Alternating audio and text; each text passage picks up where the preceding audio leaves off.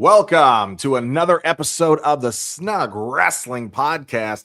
Tonight is Monday, which obviously means we are reviewing Monday Night Raw, the March 2nd, 2026 edition, and they were live in Indianapolis, Indiana tonight for what I thought was a pretty decent show. It started off crazy as hell, and it finished really, really strong. But before we get into all the fun that we had tonight on the show, you are listening to Mr. Blood.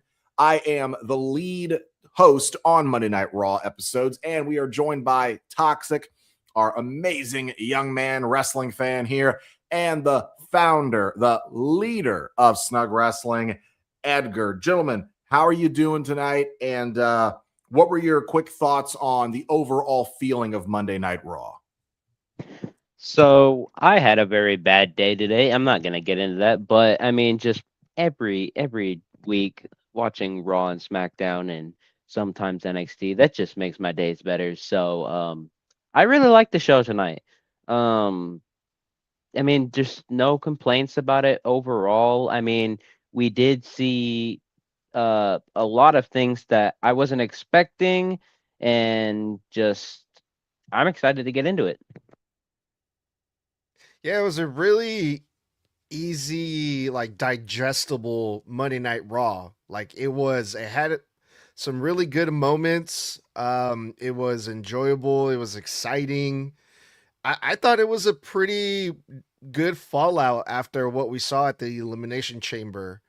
There was a lot of stuff on the card here that was promising, and overall, I think it delivered. We got some interesting stuff to go over tonight, people.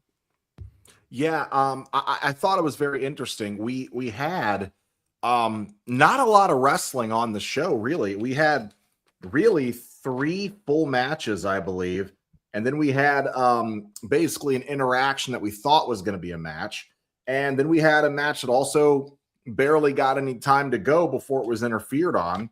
So it was kind of a little light on the wrestling, but for the most part, a lot of the wrestling we got, I thought was good to great specifically. But let's get started. The show kicks off with the Vision hijacking the show, which they've been doing the last couple of weeks. They are not happy with the way that things have been going because they haven't been going their way. Heyman says he hates that Seth Rollins stole the credit for founding the Shield, for founding the Vision, without cluing or giving any credit to Paul Heyman, who was a massive part of the inception of both of those groups.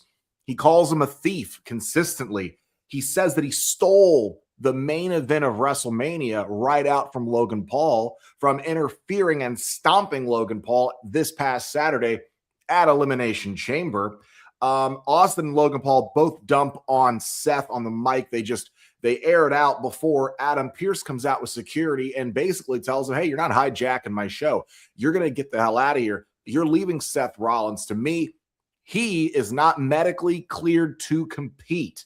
Now, this leads to some shenanigans. Not one, I believe 2 masked men cause distractions from different sides of the ring to lure Austin Theory and Logan Paul out of the ring and leave Paul Heyman, that poor bastard, all by himself, because then we get a callback to the original breakup of the Shield.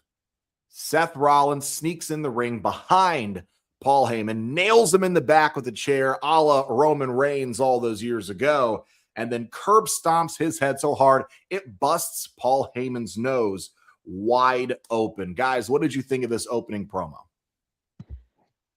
Like I said, at the Elimination Chamber review, I am so glad that Seth is back. I have missed that motherfucker. But I was expecting this fully, not how it all played out, but I was expecting this to happen. I was expecting, okay, Seth is probably going to come out. He's going to stomp one of the 3. But just I wasn't expecting there to be I want to say it was 3, but I want to say it was 2. 2 or 3 masked men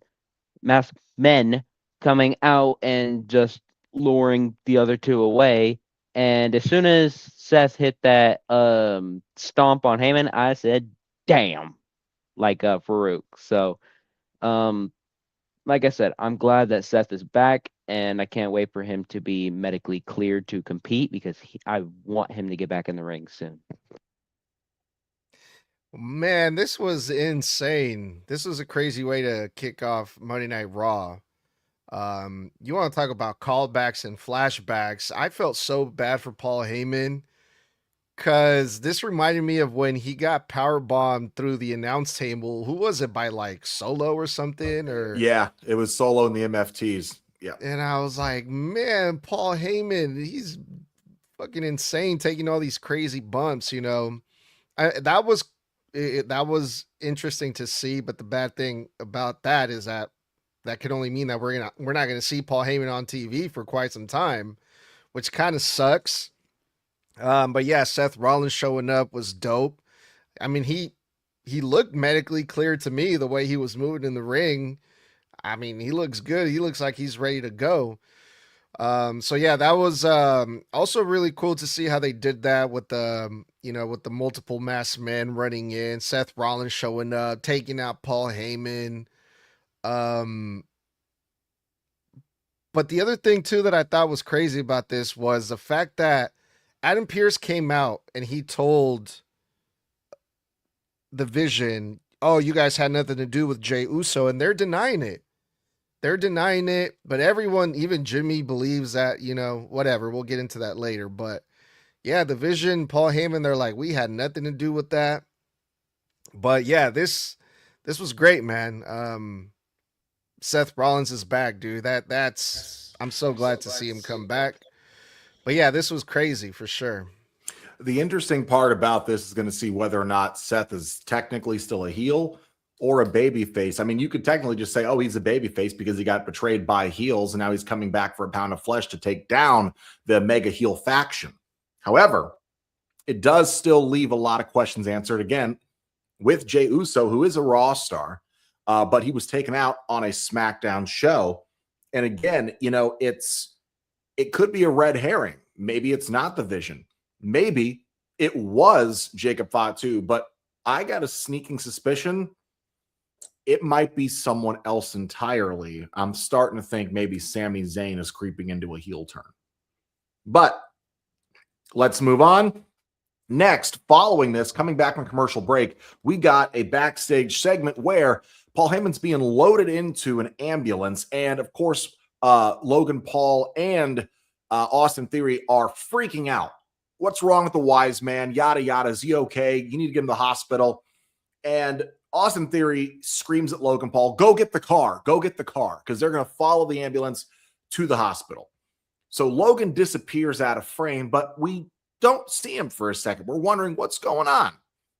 And then out of nowhere, Austin Theory goes around the side to get the SUV. The door is wide open for some reason, but it's Jimmy Uso who jumps out of the driver's seat, punches and beats the piss out of Austin Theory, throws him over a bunch of equipment cases, and then he walks forward for the reveal that L.A. Knight, is the one driving the ambulance, and he kidnaps Paul Heyman, who is strapped into a gurney.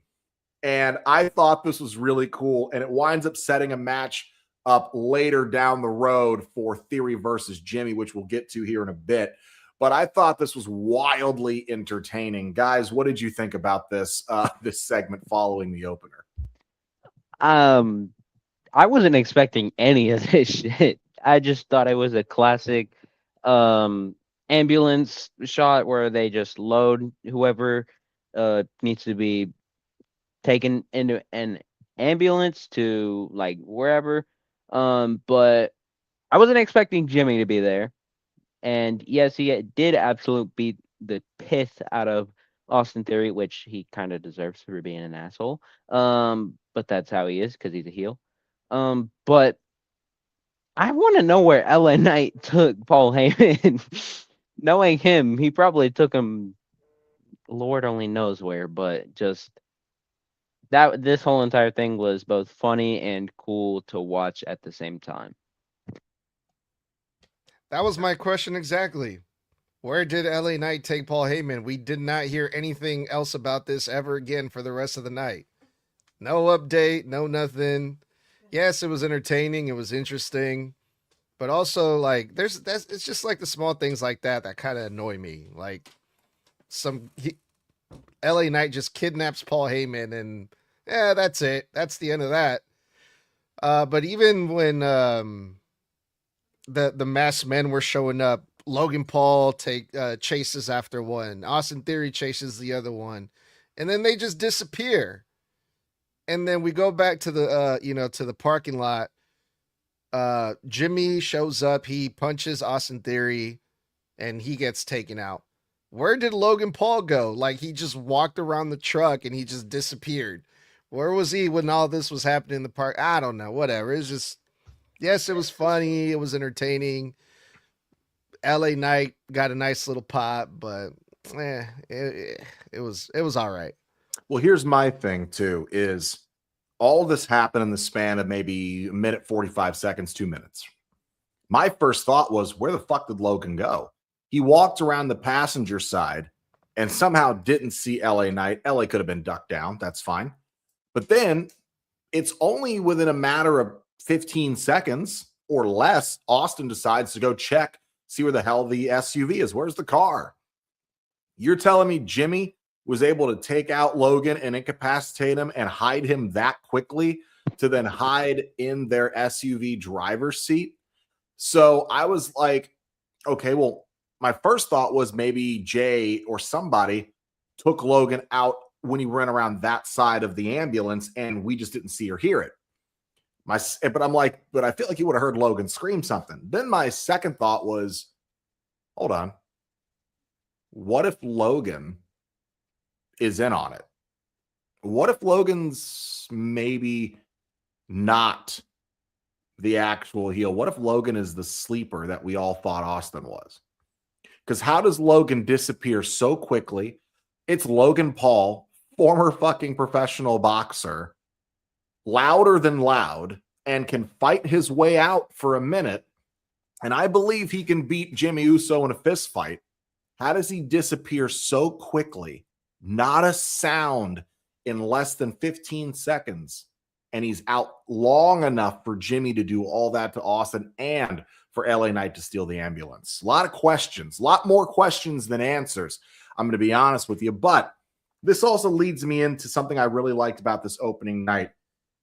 Gunther surprisingly comes out for a match, completely forgot this match was supposed to happen. And he gets jumped by Dragon Lee during his entrance. And Dragon Lee beats the piss out of him before we cut to the next commercial break.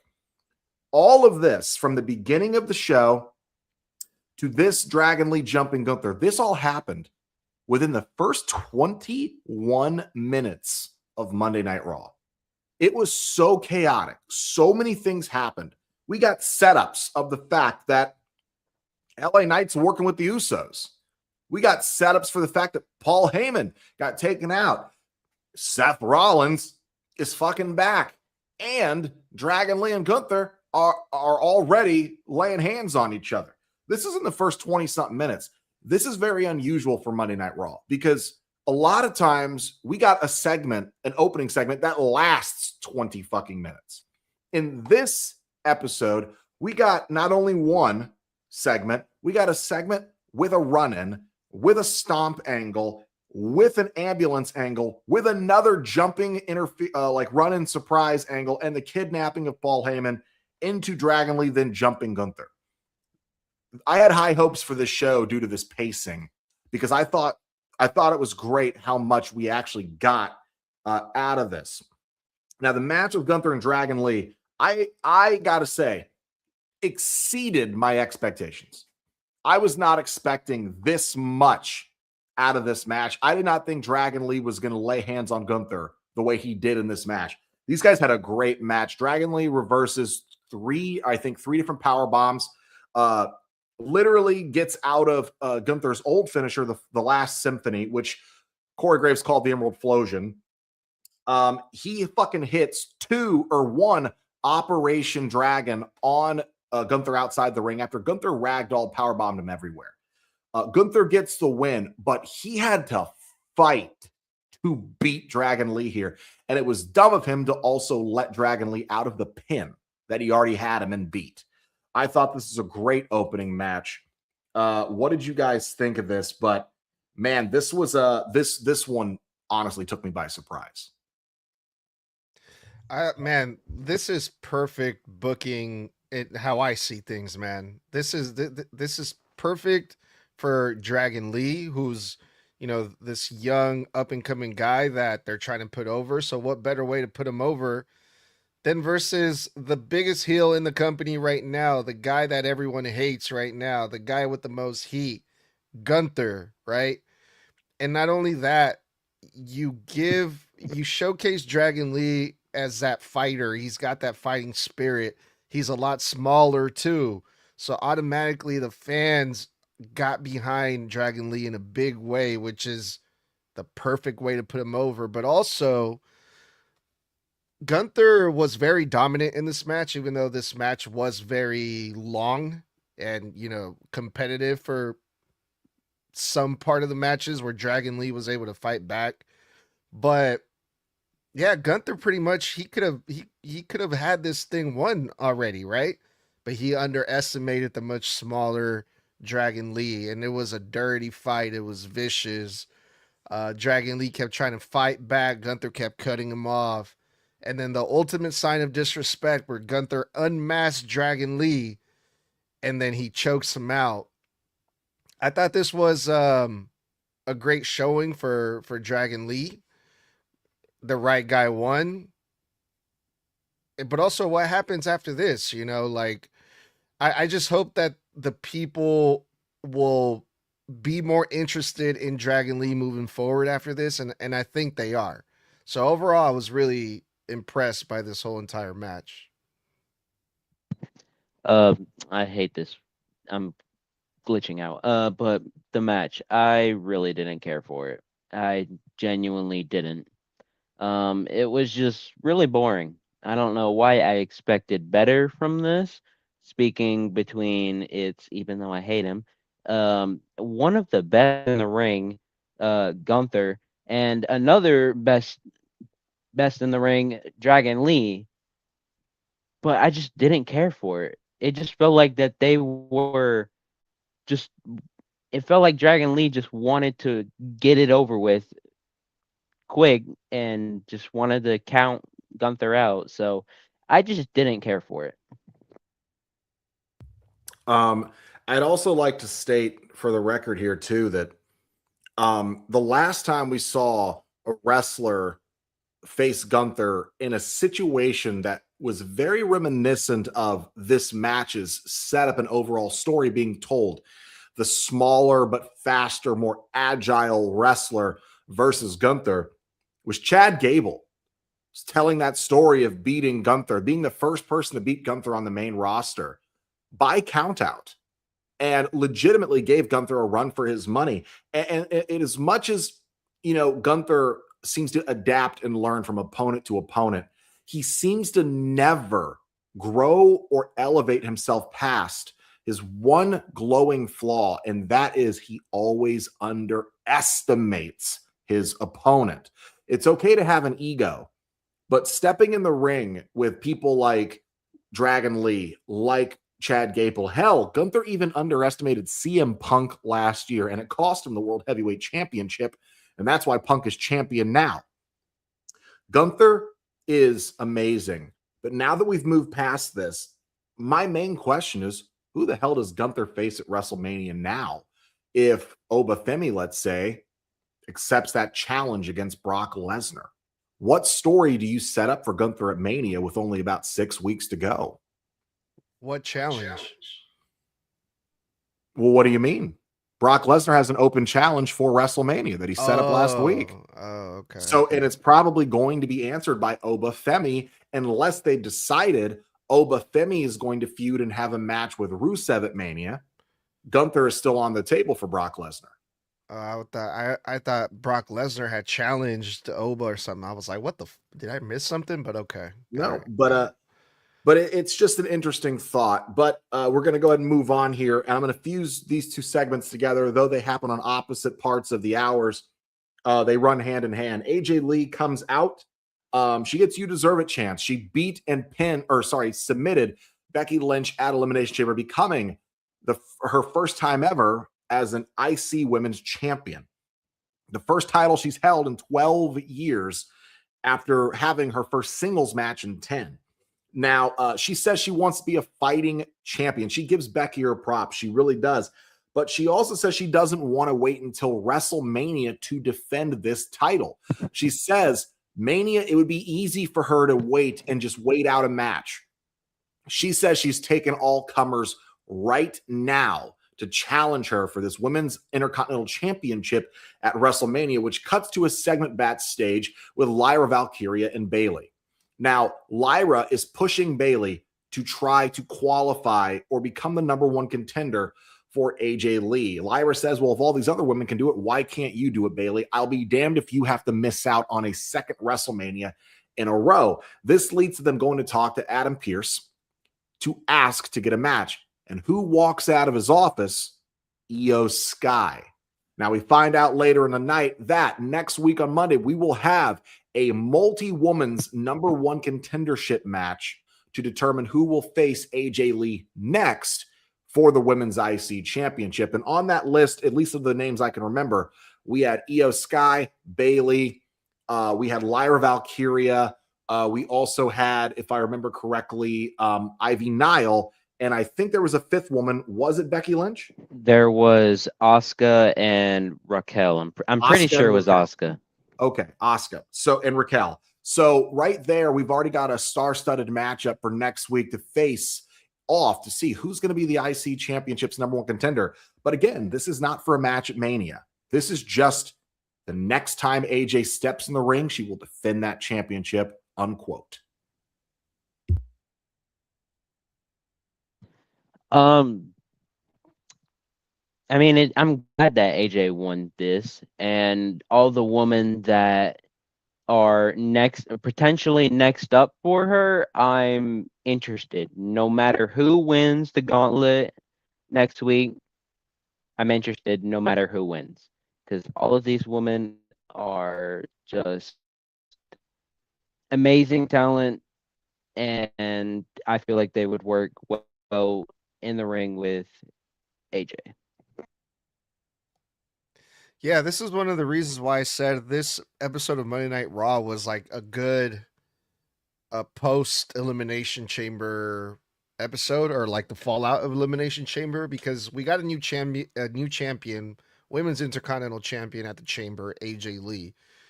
And right off the bat, she comes out, AJ Lee, and she calls out all the women. She's like, whoever wants it, come get it, you know? And she wants to be a fighting champion. You know, she was like, I'm not going to wait until WrestleMania to defend this. Oh, shit. Okay. That's interesting. Nah, she's like, the next time you see me, I'm going to be defending this championship. All right, cool. And then we start seeing all these like stars, big name stars like Bayley, you know, like Io Sky, you know, all like you kind of like gathering together to see who's going to be the, you know, first to challenge AJ Lee. So it's exciting, man. You're kind of eager to find out who it's going to be. Well, who's AJ Lee going to face first or next, you know? So I thought this was dope, man. I'm glad AJ Lee is champion, because now we got a lot of good potential matches that we can see for that Women's Intercontinental Championship. Yeah, it's nice to see that the division can flesh out rather than watching Becky hoard that title and only have her face, you know, like Maxine 3 or 4 times, or not even fought Natty. You know, she had a match against Nikki Bella that was really, really bad. And she went back and forth with Bayley and Lyra for most of the end of the summer over this championship. And it just feels like that reign was grating on a lot of the audience's patience. Though her character work has been great, the title run started to feel extremely like it was overstaying its welcome. Now, up next is what I believe, to me, in my opinion, I got to be honest, I felt like this was the lowest point of the show. And not because it was bad, but because I think it was heatless. And I'm ready to see it move on or finish and just move on to maybe just a AAA rivalry instead. El Grande Americano Chad version, that is. So Chad Grande versus Ryo, aka Tyler Bate. Or not Tyler Bate, sorry, Pete Dunne. They had a match, basically a bunch of interference like we've always seen. Chad overcomes most of the interference, multiple headbutts, multiple distractions, kicks out, winds up getting the victory with the Chaos Theory German suplex on Ryo, and Chad wins. I mean, this was really heatless. The crowd gave it some love here and there, but to be honest, I mean, no one cared when Chad came out. He barely got a reaction. I feel like this is a feud that has overstayed its welcome on the main roster because it's a joke that they have stretched out 7 months. It was supposed to be a gag with Chad that had other plans before he had to get injured and get surgery. And then when they passed it on to Ludwig, he did great with it, but they kept dragging it out. And then it's doing so much better in AAA. And I just don't know why they don't move the feud onto that brand instead and keep it there where fans actually seem to care about seeing it. Because I don't think it's getting the love it deserves on the main roster. And this was a prime example of that. I don't think we need to drag this out till Mania for a one-on-one match between both Grandes for a mask off. But I got to be honest, I'm kind of tired of seeing this on main roster TV. I think put it on AAA where it's doing much, much, much better story-wise. I'm the other way. I enjoy this El Grande Americano thing. I didn't at first whenever we first saw it last year, but it started to grow on me. And then having Chad as the original El Grande Americano, I don't know what it did for me, but it just made me like it even more. But at WrestleMania this year, if they do have a mask for mask, like unmask loser unmasked it, loser unmasks, that needs to be the end. I mean, if I could see Chad winning that and then just straight up pulling his mask off, even if he wins, because I'm starting to get just a little bit tired of it, but it's still entertaining for me. Yeah, so I don't think that they're going to face each other at WrestleMania. The whole point of having this match on this card is to promote the match that they're having March 14th at the AAA event. I think it's called Rey de Reyes or something like that. So that was the point of this match here. I'm not sure what type of match they're going to have. If it's going to be a singles match or if there's more people involved, I'm not really sure. But that's why they had this match on this card. And they're going to keep having, stuff like this on Monday Night Raw where, a lot of people are watching just to promote AAA, which is understandable, right? But I also wouldn't say this is heatless. It might be for most people watching Monday Night Raw, especially if they don't watch AAA, they don't see the stuff that's happening down there. Because Mr. Blood is right. The story is a lot bigger over there. But unless you're watching it, then this probably is not going to interest you very much. Especially if you don't see like the dynamic that they have over there, which is really intense compared to over here. Even the roles are switched. Americano Kaiser is the baby face over there. Chad Gable is the baby face in the United States. So it's kind of like it's a lot different when you see it on Monday Night Raw compared to over there. But the match itself was still really enjoyable. The work that they did, I mean, it's Chad Gable and Pete Dunne, they also had some entertaining Gaga thrown in there. So I thought it was good, but it was just one of those things that they just put on there just to promote AAA. And that's what it felt like to me. It was just, yeah, it was whatever, honestly. And I'm fine with that. I think what it really is, like a lot of people, I'm really just ready to finally get that serious Chad Gable run without the stablemates, I mean, he's completely dropped his other group. I mean, when he left, he had told Ivy Nile, hold the fort down until I get back. When I get back, I want to see all you guys dripped out in championships. Since he has come back, we have not seen a single interaction with them at all. He hasn't talked to the Creed brothers, hasn't talked to Ivy Nile, hasn't even acknowledged that he was with them before, even though they know he was El Grande. That's just been thrown to the wayside. We have Ivy Nile, who is still wrestling on main roster TV. She's in that gauntlet match next week. Hasn't been a single promo interaction backstage segment. And I don't even know the last time we saw the Creed brothers on Monday Night Raw TV. I think it was like 3 weeks ago or more. So I just want to see a Chad Gable run and a push where he gets to just go out there and be the fucking wrestling machine that we know he is. I'm also ready to see Ludwig Kaiser drop this shtick too, because as much as over as he is in AAA, I really want to see the Ludwig Kaiser run. We never got to see, continue and get traction when he was in the men's Intercontinental Championship division every single week, fighting against Braun Breaker and fighting against Sheamus and having great matches against Penta. Like, I want to see what that looks like when it's actually given legs to stand. And I feel like both of them had that cut out from under them, and I'm ready to get back to that. That's just me personally. But let's move on to what I thought was a very, very, very good segment.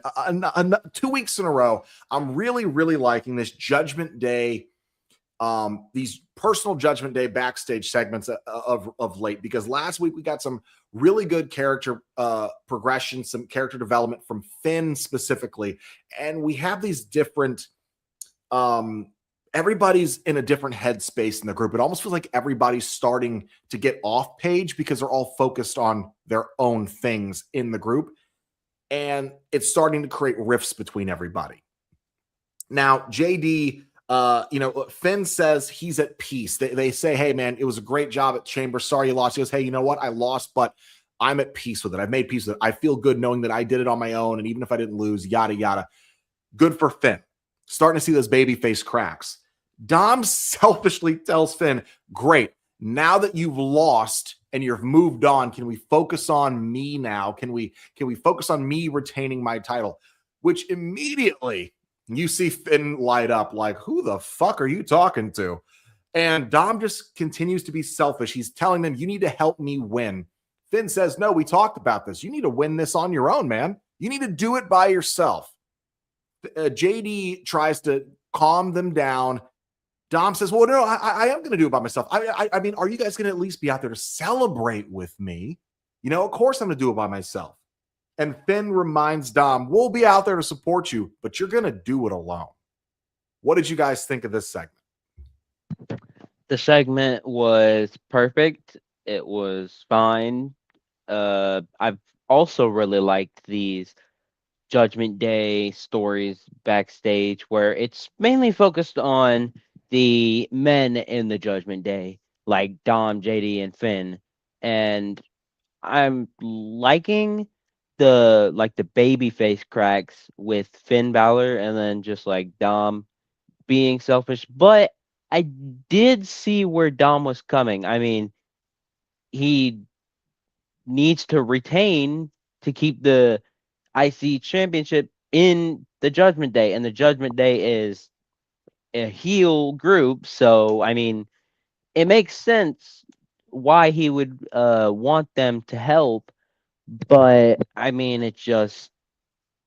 I like it. I like the segments that we got with the Judgment Day so far. Yeah, it makes sense that Dom wants them to help, which is why, I don't really understand why last minute Dom changed his mind and was like, oh no, I meant, are you guys going to be there with me to celebrate after I win or whatever? It's just like, what, are you afraid of Finn Balor now all of a sudden? Like, you've been saying for weeks, Dom, are you guys going to be there? Are you guys going to help me? I need you guys, blah, blah, blah. And then Finn's like, no, you said you're going to do it by yourself. Oh, yeah, no, I mean, it's just like, bro, just tell him, bro. Like, yeah, help me. I need you guys. Like, I don't know. I thought the backstage segment was fine, but I was a little annoyed about that. How Dom was just like, no, I meant, changing his mind last minute. It's whatever. It was just backstage segment. Let me put it into context. It makes sense because Finn is finally calling Dom out for the manipulation. He knows Dom is trying to manipulate them into helping him win because he's too weak to do it by himself. This was Dom backtracking because Finn called him out again because they weren't there to defend Finn Balor. So Finn's like, well, you do it on your own. Since you said you don't need us, prove that you don't need us, because that's what they argued about a couple weeks ago. And Dom said, I don't need you guys. I can do this without you. I've never needed you. So Finn is holding him to it because he's calling Dom's bluff. And so Dom is out here trying to manipulate them into at least being ringside, because we're going to talk about what happened in the match, but he's still manipulating them so they'll at least be out there, so then he can try to manipulate them again. So, and that's what it's really about. Dom doesn't care about them. He cares about them being around to use them. And so that was his way of agreeing, no, I am going to do it on my own, but you'll still be out there to celebrate with me, right? Because as soon as they were out there in the match, he took advantage of their presence.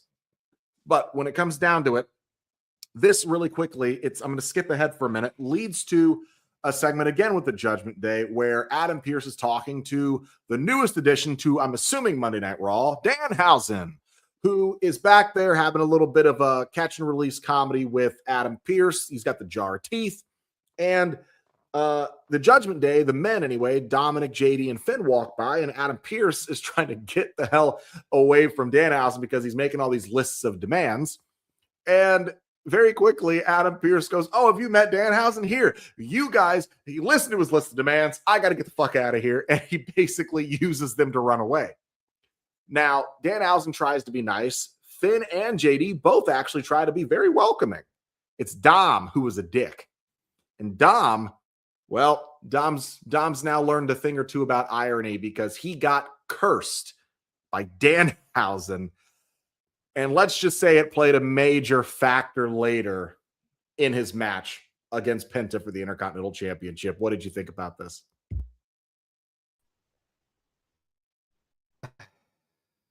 I can't believe I'm going to say this, but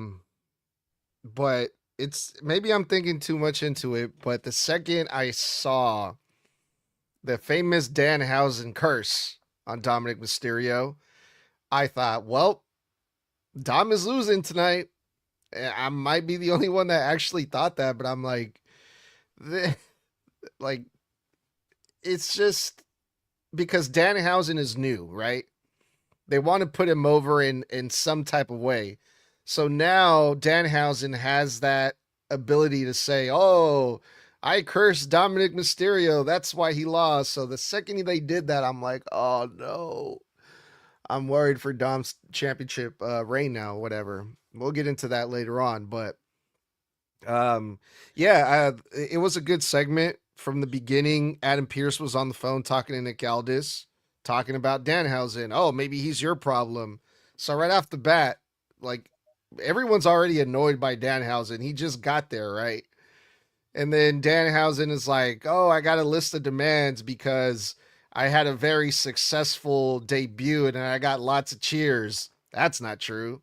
So already he's like, being his goofy, sarcastic self. He's going, he's playing along with the jokes and all the discourse online. And I thought that was really great. But yeah, man, this is classic Danhausen. He's funny in his own way.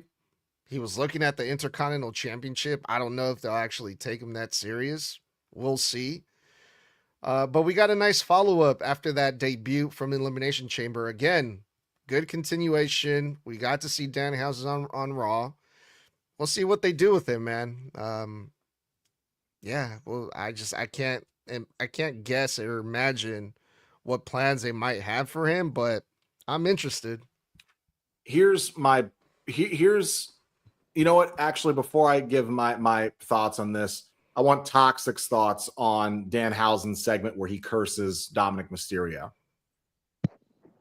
I was hitting on Dan Housen coming in to WWE at the Elimination Chamber, but I think that was mainly just the fact that I wasn't expecting him to be in the crate, and that kind of made me mad because I'm kind of liking his character now, and I want to see if he continues to curse people on the roster and making them lose their matches or lose their titles, which would be the same thing as losing your matches.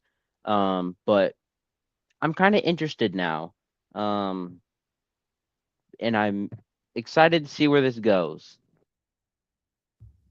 Here's my thing. It's not just the online ire Danhausen got. Reports came out today that there were many WWE higher ups that actually were against WWE even signing Danhausen to begin with.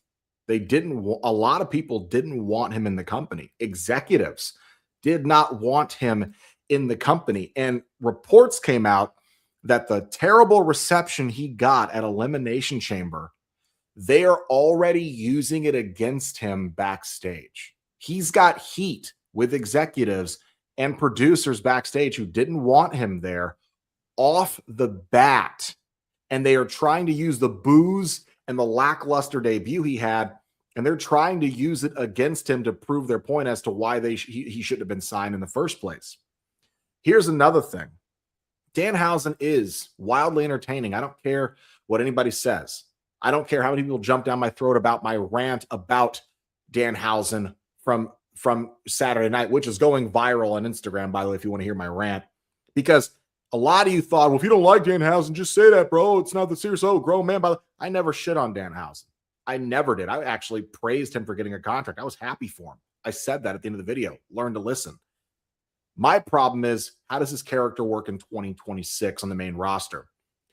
How many fans do you honestly think in attendance who are majority casuals nowadays? How many of them do you honestly think even know what the fuck a Danhausen curse is?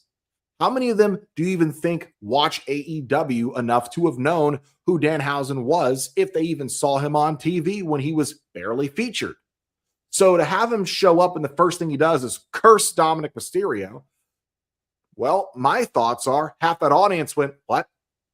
What do you mean curse Dominik Mysterio? I don't get it. Curse. What is Danhausen? Does Danhausen curse people? Have you ever seen this before? I don't know. Have you? That's my problem. You insert a guy at random, and then you have him do random things off the rip, expecting everybody to be in on it, and then expect that to be a character trait as if he's been here the entire time, and he hasn't.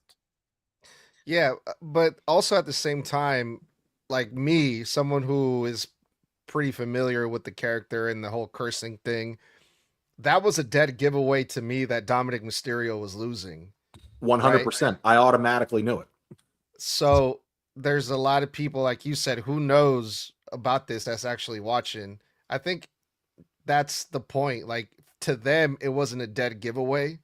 But now they're going to go back and say, see, this is a Danhausen curse. And it's like an introduction to Danhausen. So in that way, I think it works. I would also like to say his segment with Pearce, I liked the character because he didn't come off what could have easily been extremely cringy and hokey. He came off extremely sarcastically dry to the point where it was entertaining to listen to him talk to Adam Pearce. I was like, okay, that's actually kind of funny. Like it's not slapstick, goofy Santino Marella, random ass R-Truth shit that we've learned to love. It was he's a character that takes himself seriously while he's played by a guy who doesn't take himself seriously, and it works. It's like meta humor, and I thought it came off very, very well, and I will give him that for sure. So I am looking forward to seeing where this goes. What division? Go ahead. Before we switch gears, I want to add something about that. Sure. Because Danhausen is very unique. I mean, there's a reason why they brought him, despite some of the reports that not everyone was on board with this. Because it could be really hit or miss. You know, it could be a complete flop, or it could be a huge success. We don't know, right? the thing that I was reading online, and I think this report came from Dave Meltzer, was so I don't know if this is completely true, but apparently Danhausen was offered a huge fucking contract. I'm talking millions of dollars to be in the WWE, which is insane to think about. So if they're really paying him that much money, then they must have big plans for him or something. And also, the timing of this, he's from Chicago, which is a big reason why they debuted him at the Chamber. And I'm sure being CM Punk's really, really good friend must have had something to do with bringing him to the WWE and, being offered this huge contract, reportedly, allegedly. Man, the things that are happening. I mean, he just got here. He's already making big news and shit in the WWE. So, How about the we'll fact that see. how about the fact that he debuted on the main roster and skipped all of NXT when And I believe he's going to stay there too. his other AEW counterparts, keep in mind, like what Ethan Page and Ricky Saints all had to go through NXT and are still on NXT. Blake Monroe, how about the fact that the only people who come from AEW who got to jump the line are like Penta, Jade Cargill, who went straight to main roster. So they have to have big plans for him because they had big plans for those two. And speaking of that, we'll get into that 2 segments from now about those plans for Penta. But when it comes down to it, I'm intrigued to see the success they're going to put on this man. We also got something that I also thought was a bit of a letdown, but I have hopes for. Rusev calls out Obafemi. It's very rare that you see a heel willingly beckon a fight and an ass beating for himself rather than jumping someone straight up. No, Rusev stood 10 toes down, quite literally, on the announcer's table and said, Oba, instead of all this talking, come out here and do something. And Oba answered the fucking call, came out in his street clothes. And at first I thought, we're going to get a match because Rusev is in his gear. Nope, Oba's in his streets. We had a face-off between these two. Oba basically brawled out with them, stood tall, planted fucking his ass, and then clotheslined Rusev straight over the top rope and posed. And that was it. And I was really hoping for a match or a little bit more out of this. But no, Oba's been on the main roster for 2 weeks now without being assigned to a specific brand. And we've had other matches with squash jobs. We finally get a face-off with a real challenge for this guy, and we don't get a match. So I don't know if this is building towards Mania for these two or what, but there's only 6 weeks out. You've got to get Oba on something. And in my opinion, you can't have him wasting his time on Rusev if you're not going to pull the trigger on it at Mania, if you're going to put him with Brock Lesnar.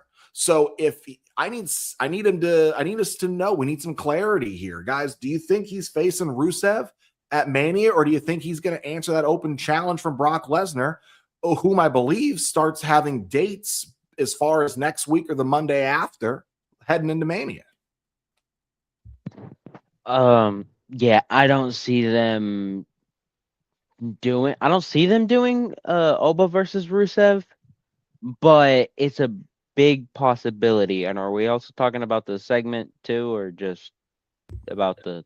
Yeah, what are your thoughts on the segment? Where do you think it's leading? Whatever, brother. Okay.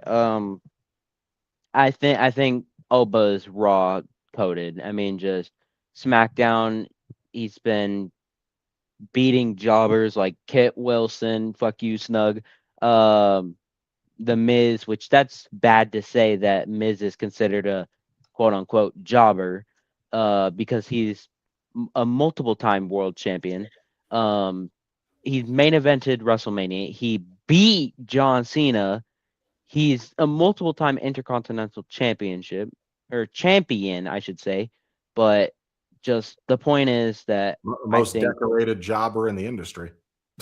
That. But I think Oba is just raw coded, and if they do have Oba face Rusev at Mania, then they gotta book it right.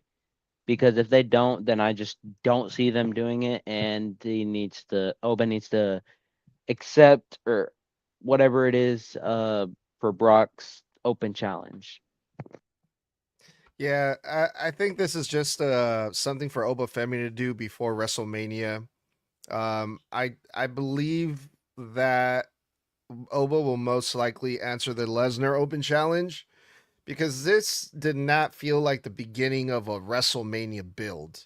This just felt like whatever, this thing that we saw with Oba Femi and Rusev, maybe just to set up a match or two, maybe next week or something.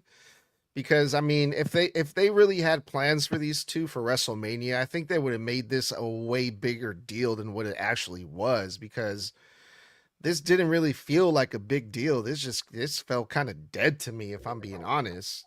You know, It honestly, yeah. we got two big ass dudes. You know, Oba and Rusev, right? And you would think, oh my God, these two behemoths. Oh, we got to reinforce the ring. Oh, where's security? We can't let these two big ass dudes tear each other apart. They're going. It was not like that at all. It was just whatever, you know. So yeah. It almost felt like WWE was testing the waters. In my opinion, it feels like WWE doesn't know what they're having Oba do yet. So they're trying to gauge the audience. They're trying to see, well, let's see if we can get them behind Oba versus Rusev so we can give Gunther to Brock. But if the fans want to see Oba with Brock more, then we got to figure out what to do with Gunther. Because we're 6 weeks out from Mania, folks. There is nothing happening involving Gunther that even remotely feels WrestleMania-esque at all. And I've got to be honest, there's only two people that I genuinely believe make sense to face Brock at Mania, and it's Gunther or Oba. And honestly, I mean, which do you choose? Because if you don't choose one, the other kind of suffers or has a lackluster build for the show, or they're left off the show. And I don't see WWE leaving Gunther off of WrestleMania, but the way they're pushing Oba, I can't see them purposefully leaving him off Mania either. The amount of fanfare he has and the amount of people who were cheering and chanting Oba during Brock's segment last Monday. I say let Oba answer Carmelo Hayes' U.S. Open Challenge at WrestleMania. That's not bad either. I mean, can he though? If he's on, well, we don't know what brand he's going to sign to yet. Can he answer that open challenge if he signs with Raw? That's the question. Can he just answer a challenge for an opposite brand in a different division? I don't know, but I mean, for now, questions are up in the air. But let's move on to the match that got set up from that second opening segment tonight. Jimmy Uso versus Austin Theory, an impromptu match made by Jimmy Uso, laying the fucking smackdown on Austin Theory backstage around the ambulance. This match I thought was actually going to have a little bit more to it. It didn't. It went a couple of minutes. Logan Paul interferes, gets in the ring. It took the ref forever to DQ. But literally, like Logan was in the ring for a hot second before the ref was like, "Oh, you're in here." And then he goes, "Stop beating on him." Okay, now ring the bell. And this leads to them basically trying to, beat the shit out of Jimmy Uso, beat him down. But we hear Jay Uso's music go off, and they're distracted staring down the ramp, and they don't see the Yeet Man himself around the backside of the ring, looking dead at his brother, sliding crutches in the ring and going, "Oh yeah, we gonna get him." Slides in, and they stereo smack the shit out of these boys right in the backs with these crutches, sending them packing, confirming what my prediction in the review was last Saturday, where I literally said for the Elimination Chamber review, available on Apple and Spotify if you haven't listened to it, that I could see them putting the Vision against the Usos for the tag titles at WrestleMania, because unless Brock or Braun Breaker's coming back early and he's facing Seth, you need Austin and Logan to do something at the show to keep the Vision strong. Involving them in the tag title scene made the most sense. And here we are with them beginning the very setup of that tonight. So guys, what did you think of this? Um, I don't know how I feel about the Vision versus the Usos at Mania. I mean, my original prediction for the Usos at Mania was obviously going to be the reunited Lucha Brothers, but I mean, I don't think that would happen because I just don't think they would give us that. Um, but I mean, if we can't get that, then I'm fine with this. It's just a little bit iffy to me because part of me would rather see a six-man tag match, LA Knight and the Usos versus, I mean, if either Bronson or Braun comes back, which I don't think they would do that for Braun because, I mean, Seth is right there.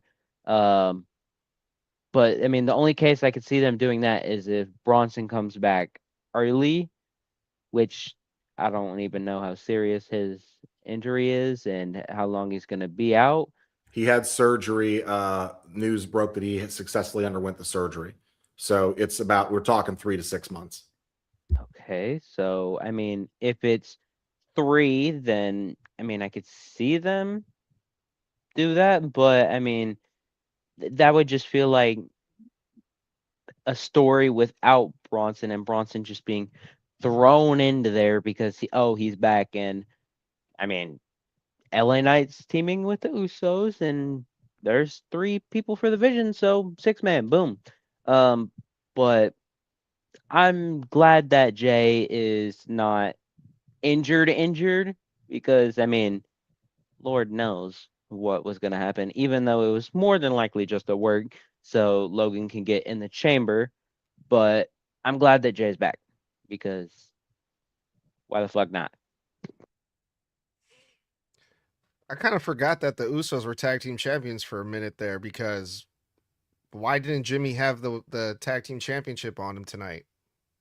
Um, Whatever. But he man, every time Austin Theory has a wrestling match, a one-on-one, it always gets cut off or it always ends in like interference, except for I think the only match that Austin Theory has actually had where we had a finish was versus Rey Mysterio.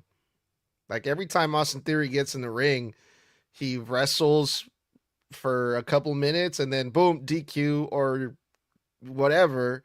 This was more of an angle than a wrestling match. This was just to get the return of Jey Uso. He's came out of the hospital, with crutches, even though he didn't need them.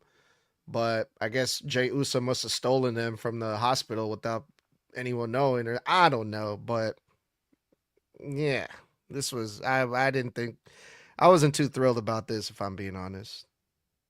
I mean, the hospital will just give you the crutches, but I have 2 pairs in the closet.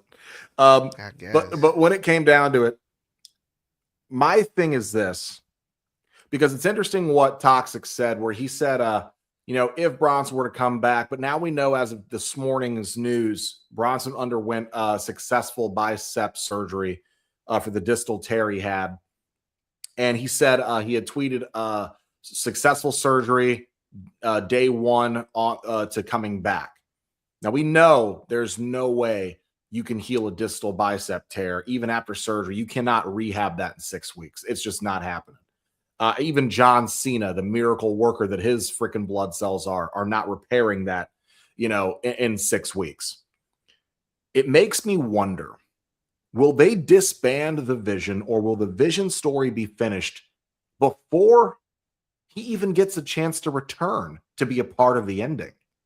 I mean, we're talking 3 to 6 months here of rehab and PT, then impact testing. And there's already going to be a pretty big point of story turn here at Mania in 6 weeks. If Braun Breaker is, which he is reported as of this morning, supposed to be back in time to face Seth, that's back on the table. And we put the other 2, Logan and Theory, in there with the tag titles on the line against the Usos. We got to figure out what the fuck LA Knight's doing as well, since he's clearly still a part of this story. It just makes me wonder, does poor Bronson miss out on the ending of this faction? Or, in my opinion, the biggest moment this faction might have at this Mania? And will the rest of the story pass him by? I mean, it really sucks, man. It really sucks that Seth and Braun could get injured, but they can come back in time for this. The other two will have their spot, but I feel like Bronson is the odd man out. So rest up and recover quickly, Bronson Reed, because we miss you. And in my opinion, you're just as big a part of the story as anybody else is. But moving on to what was an insanely good match, Penta versus Dom for the Intercontinental Championship. Man, this was awesome. JD and Finn were out at ringside. We had ourselves a really good back and forth here. A lot of shifting of control. I'd say this match went about 50-50. It was a lot of fun. Dom realizing that, he's going to be in trouble here if he doesn't think quick. He reverses the first attempt at the Mexican Destroyer and gets him down. He calls over. Now, this is where that manipulation comes in. He calls over to JD and Finn when the ref's back is turned, because out of nowhere, Penta gets injured, quote unquote, by ramming the freaking the turnbuckle with his shoulder. And at first, I legit thought this was a real injury for the first 3 seconds, because he's screaming on my shoulder to the ref. I legit thought, oh, fuck, not again, because he did just hurt his shoulder a few months ago. And this gives Dom the time to go over and beckon to JD and Finn, hey, get me the ring bell. Get me the ring bell. Now, Finn is like, what are you talking about? You're going to do this yourself. JD ignores Finn and goes and gets the ring bell to help Dom. But on the way back, Finn literally stops JD dead in his tracks and tries to yank the ring bell and says, we're not helping him. He said he's going to do it on his own. Let him do it on his own. JD says, he told me to get the ring bell. Finn says, I don't care. He says he's going to do it on his own. He needs to do it on his own. Causes a long enough distraction for Penta to believe that I don't give a fuck who's doing what on their own. I'm not letting you guys be a factor in this finish. Does a giant dive out, takes them both out, runs in the ring, and then basically beats Dom with a Mexican Destroyer for the 1-2-3. Finally, a year and 2 months after his debut, Penta wins his first championship in WWE, the Intercontinental Championship. And yes, that Danhausen curse, well, it worked its magic, no pun intended. Just want to give a couple quick shout outs, Toxic, before you get into it. Shout out to Luis Bruh. Shout out to Farouk Ahmed and Finchmaster Flex. Shout out to all you guys in the comments on Instagram. I appreciate the love, y'all. So I'm going to start predicting who I think is going to take the title off of whoever just won it. I would like to see Javon take the title off of Penta. I don't know why I want to. I just like doing that. But I'm so happy for Penta. He's deserved this, and out of the 6 matches that they've had for the title, it's long overdue that Penta deserves this title. He's had a lot more shots than necessary for this against Braun, against Finn, and Dom and Braun at Mania. But it was about damn time. He looks amazing with that belt, and he better do what Dom didn't do and be a fighting champion. Well, goddamn, boy just got the championship. You're already talking about who he's going to lose it to. It hasn't even been an hour yet, Toxic, but goddamn. I swear, fans love nothing more than to see a motherfucker fail. I'm just predicting. Well, Penta finished his story, y'all. Nah, I'm just kidding. That's a bit much. But in a way, he did, because, it's been over a year since he's been in the WWE, and people have been shitting on Penta's WWE run for the simple fact that he hasn't won a championship yet. And Blood and I, we went over his career and everything he's done in the WWE. Since he got there, he's had a pretty successful WWE run already. And this right here, this championship pretty much is like the reward that he earned this title shot. He didn't just show up in the company and then just boom, you're gonna win the championships, all the championships right away. No, it took him a year. He fought hard for it. He had multiple shots. He was in multiple matches, Money in the Banks, all that. So it was a good feel moment seeing him get this accomplishment, an Intercontinental Championship, which is a huge deal. As a Penta fan, that I've been a Penta fan since he was in AEW, which is not that long ago. I'm not going to sit here and pretend like, oh, I've been a huge Penta fan my whole life. No, I was introduced to Penta in AEW. I got to meet Penta when he was in AEW, and I'm just really happy for him, genuinely, man. So yeah, it's going to be interesting to see what happens with Penta now that he's Intercontinental Champion. Sky's the limit for Penta, man. This was dope. Yeah, I mean, I'm going to defend Penta's year again here, and I'm going to double down on it. He just won the title, literally famous for being the workhorse title. He spent an entire year working his ass off, being a competitive wrestler. He is over as hell with the fans. He's been over with the fans since his original debut match against Chad Gable. He has been over with the fans since day fucking one. Day one.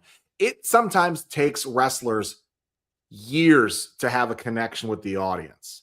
It takes fans, or it takes wrestlers years to have the type of matches that Penta walked straight in and started having. And right off the bat, I'd also like to note, people act like the WWE booked Penta weak. They did not book him weak. In case you didn't realize or remember, the majority of his Intercontinental Championship matches that he had ended in interference or somebody screwing it over or ending the match. He didn't just come out there and lose 5 or 6 times straight.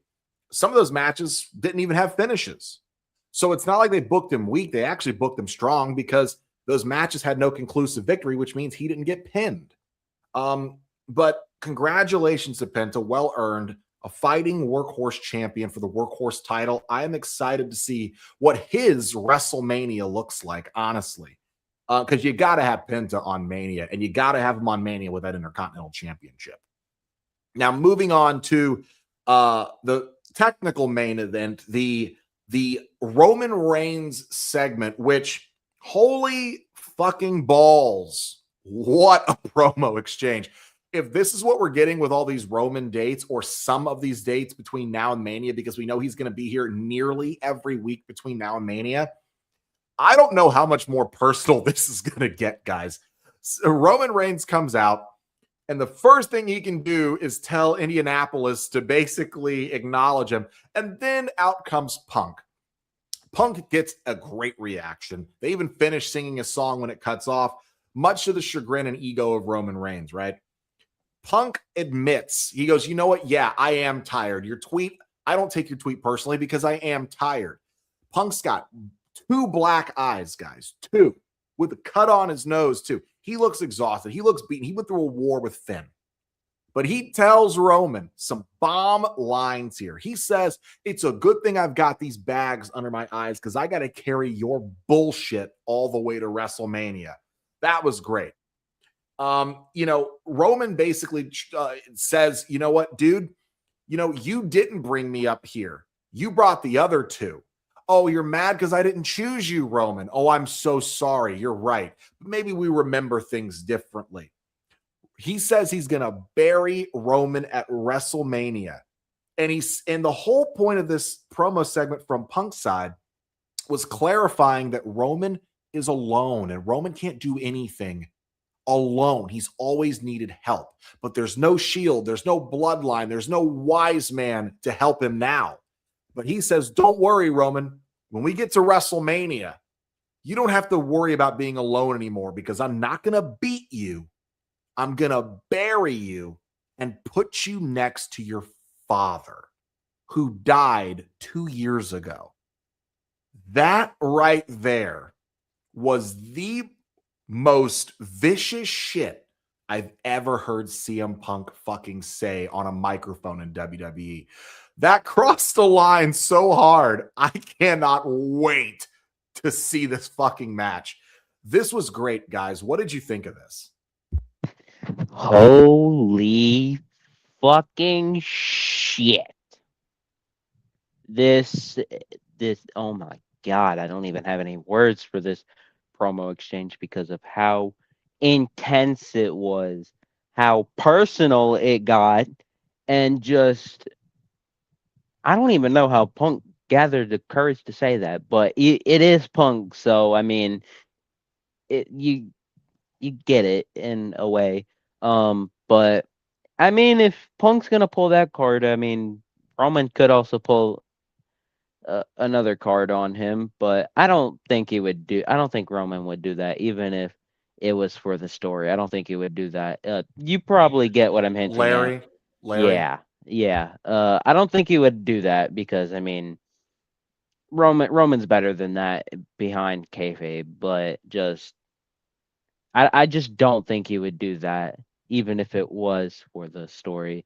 But I'm super pumped for this Mania main event, even if Finn wasn't thrown in, because to be honest, I don't think he's going to be thrown in anymore.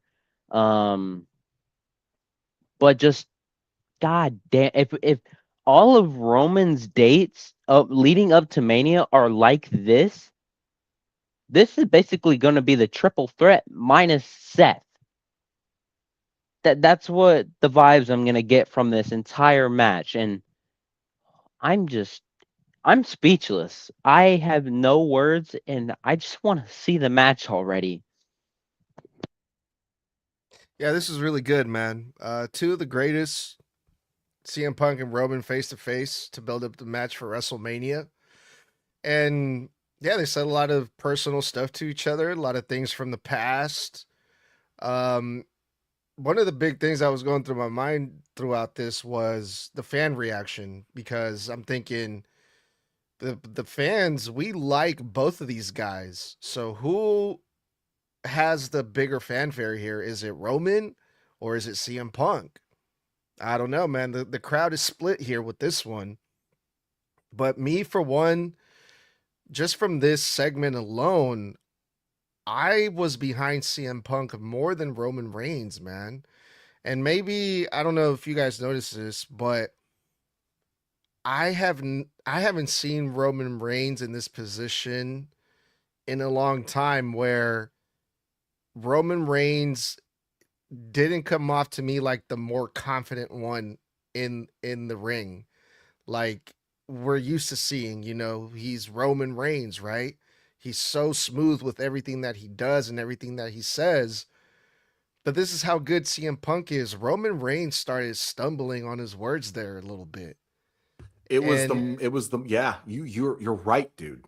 And he was trying to say stuff like he was seemed like he was forgetting his lines.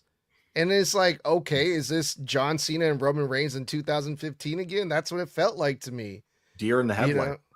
Yeah. It was And I was just legit, like, and you know what holy it was? shit.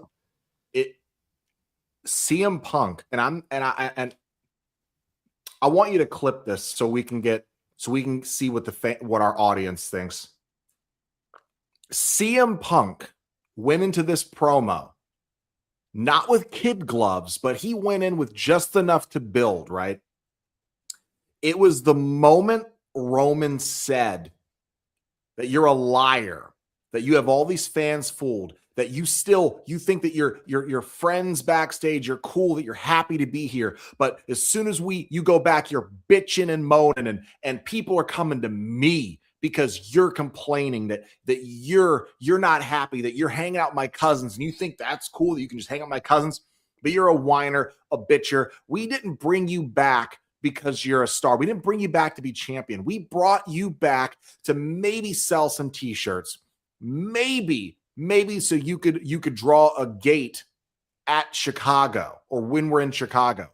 But we didn't bring you back to be a champion because you're untrustworthy. You can't handle a responsibility because of who you are.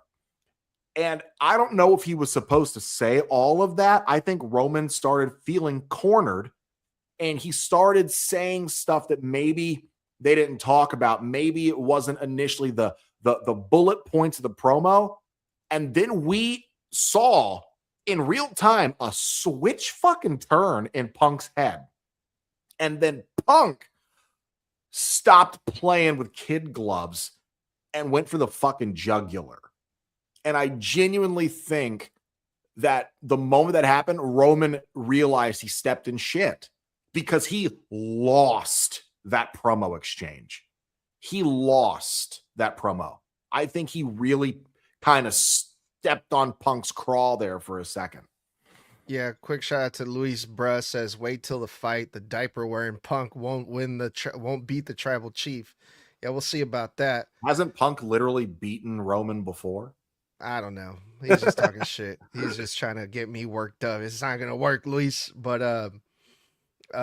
yeah, there was a point in this, and this is why I love these segments with Punk and Roman so much, because it felt like at some point it went completely off script. And I think it was right after that when Roman Reigns was going to walk away. He was like, I'm going to get the last word in and it's time to go. And then Punk grabbed him and he's like, no. You just said a lot of stuff just now and you're not just going to walk away that easy. We're going to address these things that you just said to me, dog. All right. And that's when it was like, oh, okay. So it was lovely, bro. It was lovely. I think Punk still stayed in kayfabe, but I think he stayed in kayfabe while really turning on the fire under Roman's ass. He's like, because I guarantee you the father line was still a part of the script. I do not see Punk ever genuinely saying that about Roman's father without approval. I just can't see him saying it. Because that's not what it felt like to me, but I gotta be. I mean, we don't know. That was a bullet point. But if we're being real, if he had really said that to Roman in front of a house full of Roman, I don't know if Roman would have contained his fucking temper. I think Roman would have put hands on him. In real life, you really said that about his dad. I don't see Roman not hitting him in the fucking face. Roman's a professional, bro. He's not going to do anything. Roman is everybody's a professional to a point. Because after that, you do see Roman selling the line the way he always does, the facial expressions and the pacing. He was in character. I think that line was for it.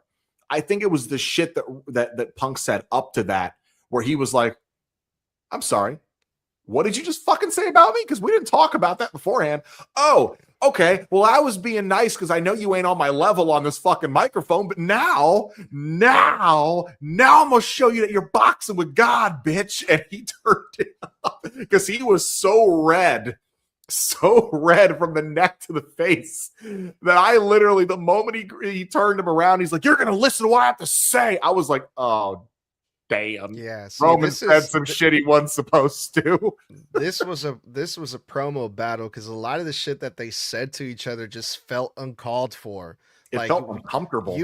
Like you weren't supposed to be champion. Like, I can't wait to send you down to NXT so you can train all the up and comers so you can line them up for me so I think he tried to say smack them, but he said smatch them or whatever. But he stumbled over his word. Yeah, I think Punk got in his head because Roman tripped over his words 3 or 4 times. And I think Roman realized you are the main event draw when it comes to like stories with scripts that you can really, really sink your teeth into. You're great in the matches when you're methodical and you're working your pace in a ring. But when a real promo challenge genuinely stands up to you, it is very rare that Roman can get the better of someone like John Cena or a Seth Rollins or a CM Punk. When I look back, Roman has always lost those promos more than he's won them because I'm sorry, best in-ring on the mic in the game still in WWE is CM Punk. And Roman bit off more than he could chew in this promo segment, and it was very obvious. And it honestly makes me wonder, what the fuck are they going to do the next 6 weeks to get to this match? Because there's only so much, but you can only go so personal This shit went Eventually, 0 they're to going to get 100 real quick, huh? dude. Eventually, they're going to get physical. But as far as talking is concerned for the next season, because Roman's dates are out, he's basically going to be on Raw for the next like 5 weeks. He's got like, I think he's supposed to be there like not next week, but the week after, the week after that, the week after that, skip a week, the week after that. I don't know how you keep turning this even higher. All I know is this already made me want to see the match more. I don't know how much more I can want to see a match with 5 weeks of build to go. So this was a great episode of Monday Night Raw, guys. Thank you so much for kicking it with us. We appreciate every single one of you for hanging out with us as always, but that's going to wrap it up for this episode of Monday Night Raw, the March 2nd, 2026 edition. Of course, you can kick it with us every single week live on Monday, Wednesday, and Friday after Raw, NXT, and SmackDown go off the air respectively for live post-show reviews. Of course, that's always live on YouTube, Instagram, and Facebook. And if you do miss the live shows, you can always head over to our Apple and Spotify. We got the entire library up over there as well as on YouTube when the shows end. And of course, for bonus content, head over to our actual channels on all social media for reaction content segment to segment during the actual shows as they're taking place. And kick it with us every Thursday night on TikTok Live, where myself, Mr. Blood, and the head and founder of Snug Wrestling, Edgar, go one-on-one for random and or relevant wrestling topics for 1 hour, where we'll also answer your fan questions live. And that's always at 9 p.m. Eastern, 6 p.m. Pacific, 8 o'clock Central on Thursday nights. And of course, guys, you can always support the channel by heading over to public.com/snug wrestling, where you can pick up your Snug Wrestling merch to support the podcast. Over 100 designs across tons of apparel, stickers, tapestries, magnets, art, pants, jackets, hoodies, you name it, phone cases, and the list goes on. So guys, until next time, stay safe, stay savage, and stay snug. And boys, well, specifically Toxic, because Tommy's not with us tonight, that was one time for the one time. I said Toxic, my boy. That was 4 letters. One word. Word. Yeet.